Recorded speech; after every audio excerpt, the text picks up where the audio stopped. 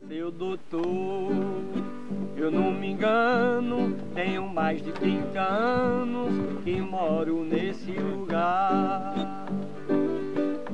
Dou-lhe a palavra de homem, se não quer morrer de fome, vá viver na capital. Nós estamos aqui no povoado Serrote e foi nessa localidade onde o Lampião matou o João de Clemente. O João de Clemente morava numa casa que era mais ou menos onde está essa casa aqui. Era uma latada para esse lado, o cavalo dele estava aqui e quando os cangaceiros estavam chegando é por trás dessa casa de tijolo aparente ali. Então ele pegou o cavalo para fugir e o Lampião gritou para ele não correr e aí foi e atirou, matou esse jovem. Tinha uma cruz dele aqui até recentemente, onde todo mês, tinha um mês no ano em que as pessoas daqui se reuniam e vinham fazer uma oração aqui. Infelizmente hoje muraram aqui e se perdeu, acho que essa tradição, mas até uns 10 anos passados ainda tinha essa lembrança desse jovem morto aqui por Lampião. Você como militar, como é que você classifica a vida daqueles cangaceiros, daqueles volantes, andando aqui numa caatinga dessa? É muito difícil, Derbal, a gente pensar, né, os sentimentos, sofrimentos, as adversidades de pessoas, grupos de pessoas, nesse caso grupos de pessoas armadas, né, vamos falar assim, no passado, né, com a nossa visão de hoje. Então, isso que a história chama de anacronismo, né, nas pesquisas históricas, a gente tem essa dificuldade, mas tentando, resumidamente, responder sua pergunta, eu vejo uma incompatibilidade, logicamente, tanto em pessoas vivendo na urbanidade de hoje, quanto naquela época. Como situações diversas, como seca, né, falta de água, suprimentos mesmo para poder sobreviver e dar continuidade às suas operações, sei lá como que eles puderam chamar assim. Então era uma dificuldade extrema um lugar como esse que a gente está, lugares ermos, escasso e privado de muitas coisas. E isso que faz, acima de tudo, concluindo, com que o movimento cangaço no nosso país, especificamente no Nordeste, possui essa áurea, toda essa magia que nos move e motiva a estudar e conhecer cada vez mais. Um militar com todo o treinamento que tem no Exército, sofreria para andar num clima desse? Certamente, assim como as volantes sofreram, né, constantemente. Então, eu até digo mais, eu acho que o Exército hoje tem um curso específico chamado Caatinga, que as suas origens remontam até mesmo da Guerra de Canudos, que apesar das operações, como aconteceu em Canudos, as batalhas travadas com o Exército na época, eles aprenderam muito essas técnicas com essas pessoas que eu posso dizer, salvo algumas generalizações, foram esses remanescentes que os cangaceiros adaptaram, né? E essas técnicas de camuflagem, as operações nesses lugares tão desertos como a Caatinga do nosso país. Nós estamos aqui no povoado Lagoa do Rancho e é justamente nesse povoado onde o cangaceiro Sabiá chega, carrega aquela moça que eu falei para vocês ontem naquela nossa conversa, a Rita, levou para estuprar e aí o Lampião é avisado, vem e aqui nesse povoado mata ele. Não sei se vocês observaram e se lembram dessa casinha branca ali, onde eu apareço com o senhor, ele com a bengala, que foi ele quem enterrou o Sabiá, que era o Pedro Silvestre, e foi ele quem, junto com mais 2 amigos, me presentearam aquele punhal que estava lá exposto do cabo de madeira e que era do cangaceiro. Então é uma das povoações aqui de Paulo Afonso que tem uma história rica de passagem de Curiço, de Ângelo Roque, e muita gente aqui acabava sendo coiteiro dos cangaceiros. Bom, em relação a essa atitude de Lampião de punir Sabiá matando, não houve nenhum questionamento por parte dos parceiros de Lampião em virtude de estar matando um cabra dele? Com certeza, o Mariano, que era até um dos homens de muita confiança do Lampião, nesse dia esculhambou com o Lampião e ele dizia: calma cabeção, deixa de besteira, a gente já está com pouco homem e você ainda matando os nossos próprios homens. E aí ele tinha dito que foi um exemplo, porque a família que o cangaceiro fez essa investida era a família que estava acolhendo eles, no dia estava fazendo o almoço para eles, né? Então assim, mas Cabeção foi um dos que, o Mariano foi um dos que reclamou e chegou até a discutir fortemente com o Lampião nesse dia. Por isso que Lampião foi um grande líder. Mas isso era uma estratégia nessa relação de poder, de impor o poder através do terror? impor uma atitude tão perversa de matar ele fez essa ação um pouco para proteger as famílias que cuidavam dos cangaceiros, porque se faz uma ação dessa, digamos, o cara, eu já não vou mais proteger Lampião, porque passou aqui e estuprou minha filha. Eu tive a oportunidade de entrevistar a dona Rita. Ela até me disse: ó, João, ele me levou para dentro do mato, mas ele estava tão bêbado que ele não conseguiu fazer ação, digamos, ele não conseguiu me estuprar. Tentou ali, mas não conseguiu. Quando eu casei virgem. Mas todo mundo sabe, assim, quando eu olhava para ela, dizia: eita, foi a moça que foi estuprada pelo cangaceiro, né? Ficou essa malfama, assim, para ela ter sofrido essa ação. E a ação de Lampião foi porque ele não queria perder, que aquela passagem dele, saindo do raso também para todos aqueles pontos que nós tivemos ontem, Casa Maria Bonita e Sergipe, eram um dos pontos que eles utilizavam como rota. Tirar um exemplo, então, para servir de exemplo para os próprios companheiros que onde era coiteiro não podia mexer. Exatamente. Tinha que ter essa proteção. Qualquer passaria batido. Como ele até tem, o Sabiá já havia provocado ele numa casa que nós estamos indo agora. E ele deu uns empurrão em Sabiá um dia anterior. Então eu acho que ele já estava com raiva do cara, né? Aproveitou esse momento por essa ação e aí acabou matando ele. Se o cangaceiro tivesse tocado uma moça de uma família qualquer, ficaria por isso mesmo. Não iria fazer isso. Principalmente se fosse família de volante inimigo dele, de gente inimiga, com né? certeza. Aí era uma ação já normal para ele, né? Isso aí. Para o Lampião, a rota daqui de Paulo Afonso foi até quando? Quando ele deixou de vir aqui? Ele fica aqui até o finalzinho de 1935, mesmo aqui forte. 36 ele já começa a vir esporadicamente. 37 muito raro, né? Porque aí também já começam alguns índios serem rastreadores da polícia. Aí se equipararam nessa questão das pessigas, né? Então, em 37 já é muito raro ele pisar por aqui.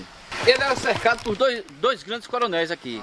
Coronel Petronilho de Alcântara Reis, lá de Santo Antônio da Glória, que a gente chama de Coronel Petro, e o Coronel João Sá de Jeremoabo.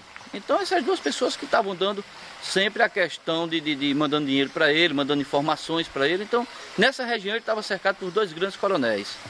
Eu estava aqui comentando com ela, né, que realmente aqui esse passeio que a gente trata como uma expedição é muito rico, né? Porque você tem muitos locais de visitar, tem muito depoimento e isso enriquece mais esse passeio que a gente está tendo aqui. Vocês mudaram alguma coisa de ponto de vista depois que passaram em Nazaré e agora estão aqui? Para mim mudou porque a gente não tinha conhecimento de quase nada, né? A gente não sabia o que realmente aconteceu, como aconteceu as coisas. Isso deixa um pouco mais claro, né?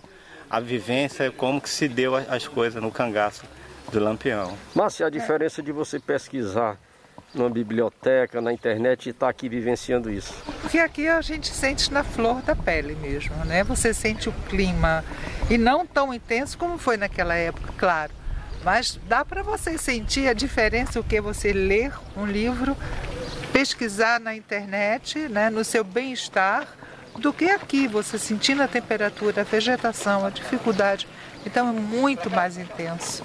Eu acho essencial uma pesquisa dessa em campo, sabe? Já é costume da gente, quando alguém está doente, chama logo um rezador. Se o cara tá marimbundo, manda chamar Zé Raimundo, que é rezador diligente, a todo mundo socorre. Quando reza o caba morre, ou fica bom de repente. Rezador, sim senhor, seu doutor, não senhor. Rezador, sim senhor, seu doutor, não senhor. Nós estamos aqui no povoado Vaze, e a primeira vez que o Lampião chega aqui, ele pega dois jovens que vinham na estrada, o Arlindo Grande e o irmão, e o Lampião pergunta onde era a casa de João da Vagem, e ele fala assim: não, João da Vagem é meu avô. E aí eles vêm para cá, Lampião chega aqui, passava um riacho nessa baixada aqui, e a casa de João da Vagem era na parte de cima. Lampião desce do cavalo que ele vinha, lavou, passou o punhal dentro d'água, saiu o filete de sangue, e seu Arlindo Grande disse: pronto, ele agora vai matar o meu avô. Ele havia lido no jornal, que ele tinha sido alfabetizado, no jornal já antigo, onde tinha foto de Lampião, e o texto dizia assim: Lampião vem aí matando velhos e crianças. Então ele disse: pronto, ele vai matar meu avô e vai matar eu e meu irmão. Lampião chegou lá e perguntou: é o senhor que é o tenente João da Vagem? Ele disse, fui tenente e não sou mais, é o mesmo que não ter sido. Muito bem, João. Sentaram no alpendre da casa, conversaram por mais de 2 horas. Ele mandou matar 2 bodes para os outros cangaceiros, mataram, ficaram lá assando o bode. E aí Lampião conversa essas 2 horas, aperta na mão do João da Vargem, trava essa amizade com ele e diz, se a polícia chegar aqui, diga que eu vou aqui pro Raso da Catarina, amando e querendo bem. Aqui já é a entrada do Raso, e aí ele sobe aqui. Pouco tempo depois o Mané Neto chega e pergunta se ele tinha visto cangaceiro. Ele só, Lampião subiu aqui e disse que amando e querendo bem. O Mané Neto foi e voltou. Não arriscou porque sabia que podia sofrer uma emboscada, porque Lampião estava com gente que conhecia todas as veredas dessa localidade. Então a várzea aqui se transformou num dos maiores coitos de Lampião. Uma casa que tem ali na minha frente, que está no tijolo aparente ali, o Lampião fazia os famosos bailes. Era como se fosse a Casa Generosa aqui no Raso da Catarina. E é dessa casa aqui, onde eles bebendo um dia, o Sabiá provocou o Lampião, tomou uns empurrões de Lampião, e no outro dia cedinho, quando ele sai para ir para a Casa Maria Bonita, que chega ali na Lagoa do Rancho, o Sabiá rapta uma moça, a dona Rita, tenta o estupro, em todo caso fez o estupro e acaba sendo morto por Lampião.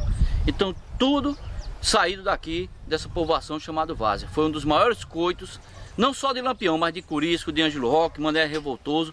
Todos tinham uma passagem aqui e tinham amizade com as pessoas dessa localidade.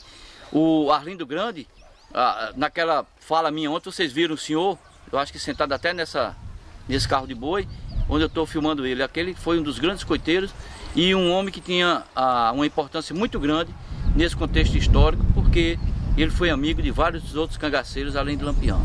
Tinha alguém dentro do grupo de Lampião que de fato tivesse coragem ou condições de enfrentá-lo, de uma conversa, de travar um questionamento mais forte, se impor perante o Lampião? Com certeza. Naquele meio tinha homens extremamente violentos. Agora eu acho que as pessoas que estavam lá com ele tinham respeito dele enquanto ele exercia, digamos, a condição de chefe do bando, né?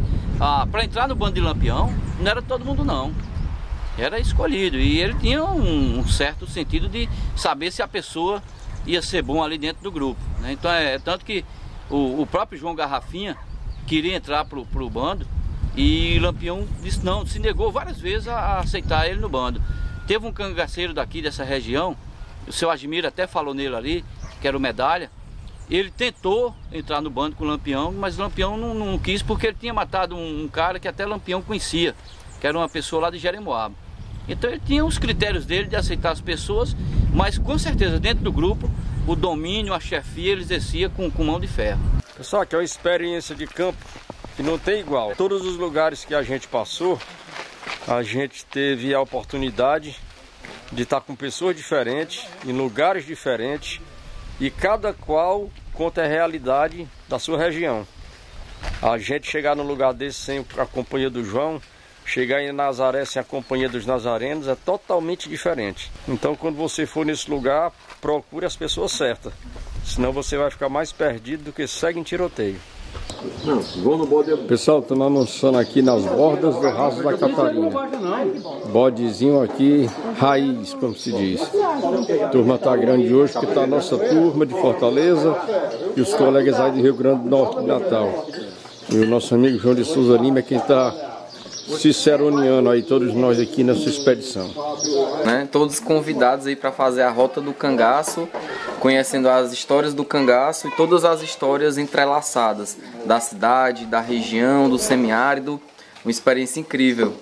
João, a gente quer deixar aqui uma lembrança com você. É a camisa da Rota do Cangaço. Ô, rapaz, que a gente fez, trouxe aí pra você. Muito obrigado, fico agradecido. E você vai ver várias reportagens usando ela, viu? Pronto. Vai ser uma honra pra gente. Obrigado aí pela lembrança aí, pelo presente. E você vai me ver usando muitas vezes ela. Ótimo. Aproveita aí e faz uma foto aqui. Tá registrado. Registra aqui esse presente aí. Morreu de fome, precisou mudar de nome e treinar pra rezador. Rezador, sim senhor, seu doutor. Não senhor, rezador. Sim senhor, seu doutor. Não senhor, rezador. Sim senhor, seu doutor. Não senhor. com ele não tem gogó. Esse negócio de quebranto, mal-olhado, enjoo, manipulia, sarna, bexiga, sarampo, ligeiro como relâmpago, cura da noite pro dia. Mordidura de cascavé, sararaca, jalamanta, salamanta. Essas coisas não lhe espanta. O doente tendo fé, Zé Raimundo passa a mão e na mesma ocasião o doente se levanta.